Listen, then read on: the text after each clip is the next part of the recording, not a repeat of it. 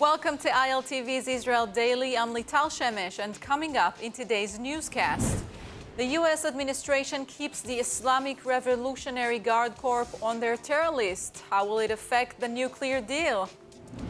Israel expresses its sorrow after a deadly mass shooting at an elementary school in Texas. 19 children and 2 teachers were killed. A new border police unit recruits 1,000 reserve volunteers for the first time, an initiative formed from the Israel Defense and Security Forum.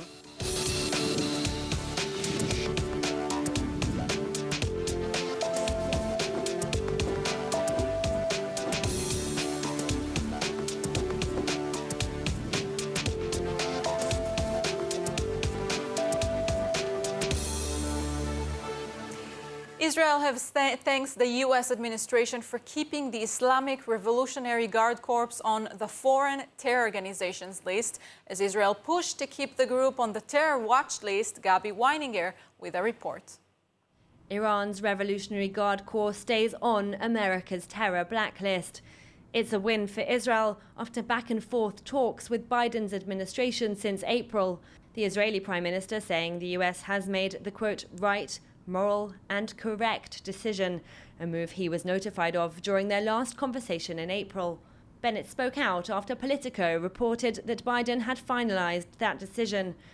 Tehran had requested the IRGC, a hardline military organization with close ties to Iran's supreme leader, would be removed from the list as part of the negotiations over their nuclear capabilities. But Israel reportedly leading an intense campaign in recent weeks not to make such a concession to the Islamic Republic.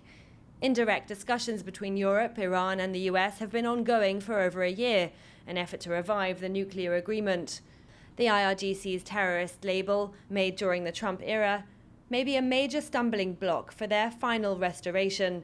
US officials say the deal could still be restored with the label still in place. Iranian officials will not return to compliance with the nuclear deal until the label is lifted. It's left the Islamic Republic's economy suffering from sanctions, but their nuclear program reportedly forging ahead, with some estimates suggesting that Tehran could amass enough material for a nuclear bomb in just a few weeks.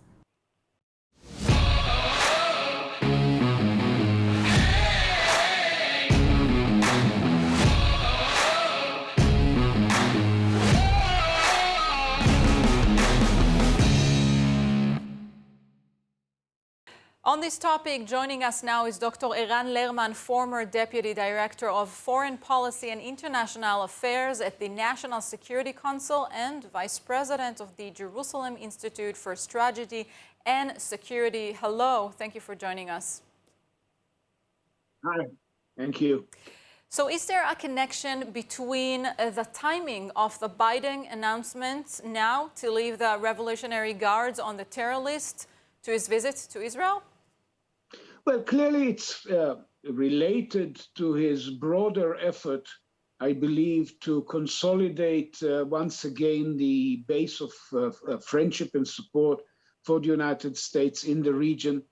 The Biden administration started at the beginning with some tensions with some of our current friends and partners in the region, the Saudis and others. And there were differences with Israel over the Iranian question. I believe that much of it is now falling into place, not only because Israel was very persuasive, but also because the defense establishment in particular, from what I read, I'm under the impression that the delisting question or the decision not to delist the IRGC was very much a function of the position of the American defense establishment that looks quite naturally at an organization that has murdered American soldiers, that was planning and plotting to assassinate American military commanders, as a terrorist organization, as an enemy, as an adversary. And the administration has come to the same conclusion.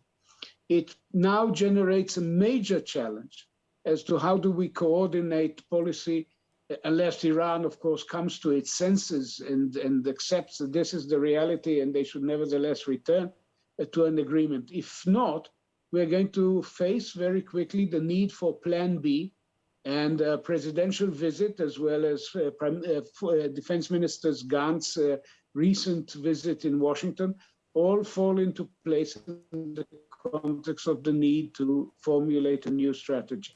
So this wasn't thanks to Israeli pressure? Well, Israel definitely raised the red flag over this question. It was certainly not alone.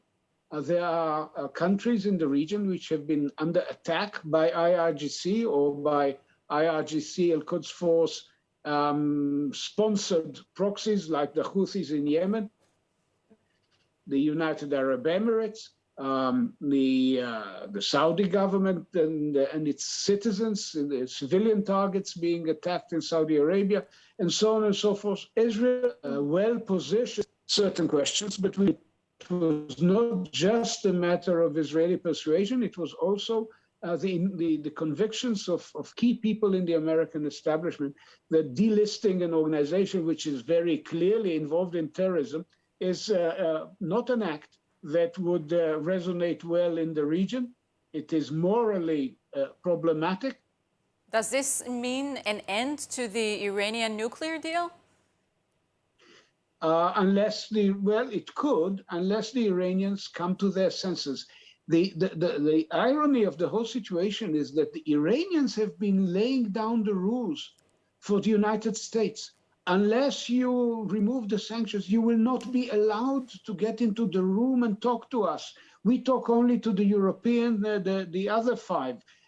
That's arrogance of the first order by a country which is in breach of its international commitments, which is involved in international terrorism, which has, by proxy, attacked its neighbors, which has been complicit in the slaughter of the Syrian people, 500,000 dead, by a regime supported by the Iranians, and so on and so forth. And this regime presumes to tell the Americans what the rules of the game should be. Unless they come to their senses, we need to start thinking about Plan B. Without a doubt. I had to ask you, what are the chances Bennett gave something to President Biden in return for this? Well, I would not. He gave something very basic. And that's nothing to do with Israeli concessions in other respects. The strategy of the present Israeli government was to avoid turning this into an American partisan issue. And I think whether or not this was the intent of the previous government, this is how it came to be perceived.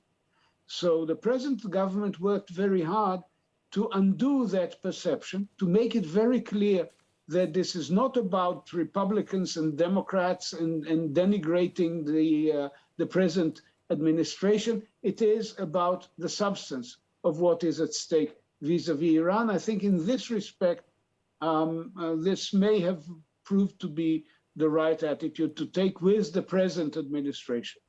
Dr. Eran Lerman, thank you so much. You're very welcome. Sadness and mourning in Texas. 19 children are dead after gunmen opened fire at an elementary school. Israel expressing solidarity. Kayla Eberlin with a report. Israeli leaders have been vocal in their sadness after a brutal massacre in a small, close-knit town in Texas. Israel mourns together with the American people. The horrific murder of innocent children and teachers at an elementary school in Uvalde, Texas, said Prime Minister Naftali Bennett. A teenage gunman murdered at least 19 children and 2 teachers at an elementary school. In the aftermath, children were reunited with their parents. Okay, it's okay. We're right here, okay? Hey, we're right here, okay? U.S. President Joe Biden addressing the nation, ready for a fight. We have to act. And don't tell me we can't have an impact on this carnage. The idea that an 18-year-old kid can walk into a gun store and buy 2 assault weapons is just wrong. What in God's name do you need an assault weapon for except to kill someone? Residents of Uvalde grieving and in shock. Yes, I do, but the names have not been released, so I don't know which ones lost their children. And I know most of the folks here in Uvalde because I used to be a city councilman former city councilman. So I know most of them. And they're good people, good folks. And my heart goes out to them, condolences to them too. And very sad day for Uvalde. Not only today, but the days to come. Authorities say the suspect, identified as 18-year-old Salvador Ramos, acted alone and was killed by police officers responding to the scene. Still, the motive for the mass shooting is still unknown. There have already been 27 school shootings in this year alone. Yet, while this tragedy may be depressingly familiar, the shock and grief is more than real. The Turkish foreign minister is meeting his Israeli counterpart in Jerusalem today, visiting Yad Vashem and the Temple Mount. More on the meeting, the first in over a decade, in this report. A sign of warning relations, at least economically. The goal is to form and expand economic and civil cooperation between our countries, to create business-to-business and people-to-people ties, and to leverage our two countries' comparative advantages regionally and globally. Even during the pandemic, and even in times of political tension, economic cooperation between our countries has been constantly on the rise. On the rise or not, Mehmet Çavuşoğlu is still the first Turkish foreign minister to visit the country in 15 years. Economic ties and, more specifically, energy cooperation atop the agenda, with Ankara seeking to strike a deal for Israeli natural gas. Also discussed, the re-establishment of diplomatic ties at the level of ambassadors. Both countries expelled their ambassadors in 2018 and often experienced diplomatic fallouts over the conflict and other regional issues. Earlier on Wednesday, the Turkish foreign minister visited the Yad Vashem Holocaust Memorial Museum in Jerusalem as part of his official tour. The next stop was Jerusalem's Flashpoint Al-Aqsa compound. Çavuşoğlu revealing his priorities on the trip, closing and opening his tour with Palestinians at the top. Filistin davasına desteğimiz İsrail'le ilişkilerimizin seyrinden tamamen bağımsızdır. Ama şunu da söylemek isterim. Filistin politikamızın değişmesi mümkün değildir. Ama bu diyaloğun özellikle gerginliğin azaltılmasının Ramazan'da olduğu gibi önemli katkı sağlayacağını, Filistin davasının veya Filistinlerin sesinin daha fazla duyurulmasına da katkı sağlayacağına. It's unclear whether this visit will be enough for Israel and Turkey to resuscitate their long-suffering relations, or if more time is needed to establish trust and eventually work together. The Border Police will form a National Guard unit for the first time that will recruit 1,000 reserves volunteers. This is a joint initiative with the Israel Defense and Security Forum. To discuss this, we're joined by Brigadier General in the Reserves, Amir Avivi, founder and CEO of the Israel Defense and Security Forum. Hello, Amir. Hello. Can you please start by explaining to us why there's a need for such a National Guard? Well, we've seen last year in the operation the uprisal of a certain portion of the Israeli Arab society against Jews. We saw attacks in the mixed cities, in Jerusalem, in the Galilee, in the Negev. This is not new.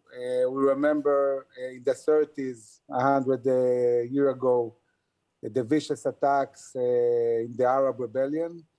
In the beginning of the independence of Israel, there was a clear understanding that the towns and cities in Israel need to be able to defend themselves, especially because the army will be deployed on the front, and there is not enough police or border patrol. We saw a situation where Jews are attacked, and the police simply cannot manage to handle all the countless events that were going on. So we understand that there is a need for a National Guard, a big National Guard, and we see now the first steps being taken by the government, the Border Patrol, and the police. So you're planning to recruit 1,000 new volunteers. What should those people's motivation be to do it in their free time? So this is the first brigade of volunteers that are being recruited. But it's important to understand that this is not only volunteers. These volunteers have to agree to be stationed in reserve in the Border Patrol, which means that if they are doing a reserve in the army, they need to request to be transferred to the Border Patrol, or there are many, many cases of people who are actually not active in reserve and they have a chance to do also reserve. So on an everyday basis, there will be volunteering, but 10 days a year, 6 days of training and 4 years of deployment, they will do it as reserve. And of course, if there is a war, if there's something being going on, they will be called to duty as reservists. And this is important. Also, they will get, from the moment they go into the unit, they will have their helmet, protection, and weapon at their disposal in their home. I have to ask you, shouldn't it be something that the state and the Israeli police provide? This is exactly what we're talking about. We're talking about the Border Patrol, the Border Patrol of the police, building this unit. This is a unit of the state. It's not a militia. This is a unit that will be equipped, trained, and will be an integral part of the Border Patrol of Israel. Yes, and with the recent terror attacks in Israel, is it time to maybe allow more citizens to carry weapons? Well, definitely, I think that people who served in the army as combat units, as warriors, there is no reason why they shouldn't get the license to carry a gun. We need many people. You understand that 1,000 people is not a lot. It will grow later on, but still, the Jewish people need to be armed. They need to be armed and on a much bigger scale than the units the government are building for a case of an event as we saw last year. So how concerned should we be, Amir, with the current situation in Israel? I think that we should be very, very concerned because there are two things that have come to mature. One is the buildup of the Iranian capabilities that have been going for many, many years. And now we see Iran close to nuclear capabilities. We see Iran building huge forces around us, militias with hundreds of thousands of rockets and missiles and drones. And in the coming year or two, this might reach a point where the Iranians feel it's ready to launch, or we might need to counter the nuclear program, and then maybe we'll see a full-scale attack from the Iranian side. On the other hand, inside Israel, we have a Palestinian campaign against Zionism and against the Jewish people, and it's going on all over the state, in Judea and Samaria, in the Negev, in the Galil, in the mixed cities, in Jerusalem. We see people not secure. We see grabbing of land. We see the legitimation, which is going on also on the international level with the BDS that is managed by the Palestinians. So sure, we need to be concerned. We need to understand what's going on, and we need to be proactive, not only in the building of forces that are relevant to this threat, but also proactive in starting to move towards winning in the different arenas that we're facing now. Brigadier General in Reserves, Amir Avivi, thank you so much for this interview. Thank you very much. The recreational fishing industry today is booming, and the underwater camera market alone is set to exceed over $5.2 billion by 2025. Joining us to give us some insights on this underwater phenomenon is Mordant Rablus, Spydro co-founder and CEO. Hello, and thank you for joining us. Hello. So I've seen you brought the camera basically with you. Explain me about this amazing product. So this is a smart fishing camera, first of its kind. Actually, you put it on the fishing line, and just 3 feet behind the lure, and it records all the action. It goes directly 150-meter depth, 450 feet. It's hand-free operation, and it has a sensor to measure the water condition that allows fishing. And it's connected to your phone. You can see everything happening under the sea. It produces a Wi-Fi, and it connects to the phone, and you can actually view the footage of what you record under the water and understand what's going on. So who is basically your target market for this product? Anglers. Anglers is a huge hobby in the US and in the Western world. Actually, number 2 in the recreational outdoor. And there are about 50 million anglers in US only, an additional 50 million in the rest of the Western world. This is our target audience, amateur and professional anglers.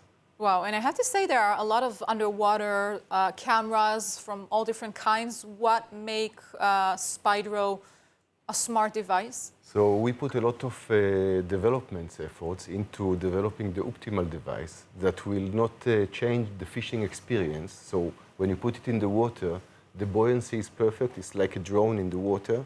It records the action. It has a wide angle.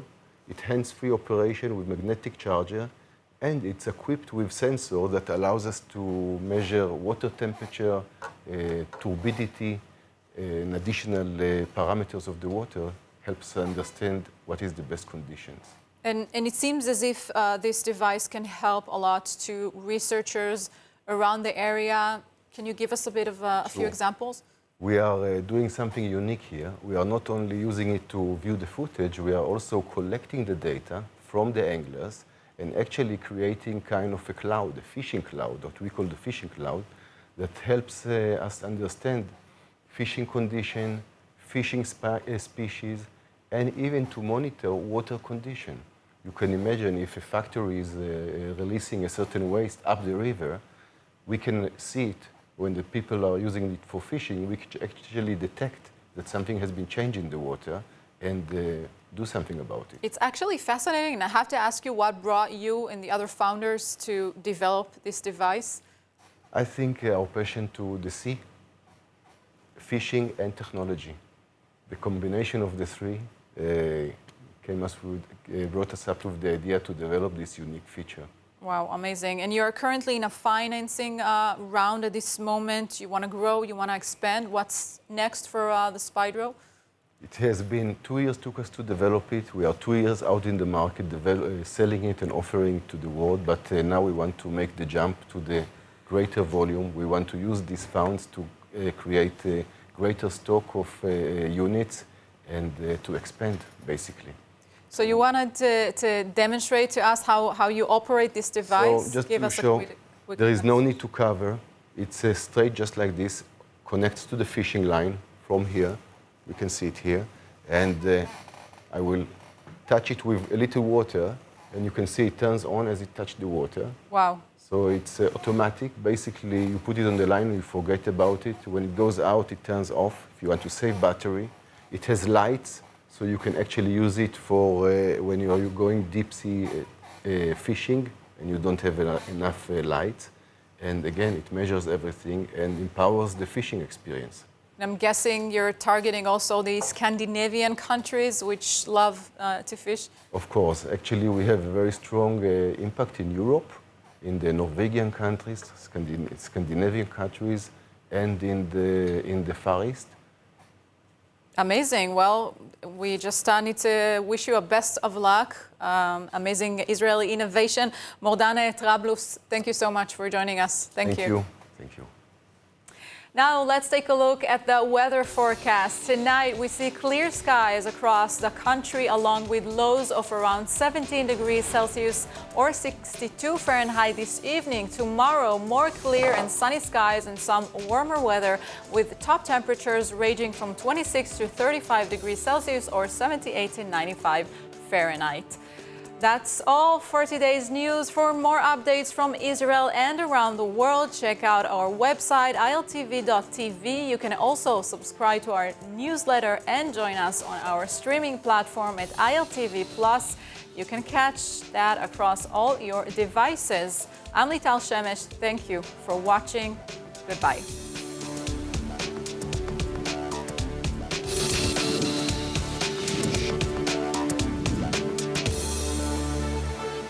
Stay informed with the latest Israel news, live programs, culture, kosher cooking, and more on ILTV+. Subscribe on any device now and get a free month trial. Go to www.iltv.tv, add ILTV Plus on Roku, or download ILTV Plus from the Apple or Android app stores.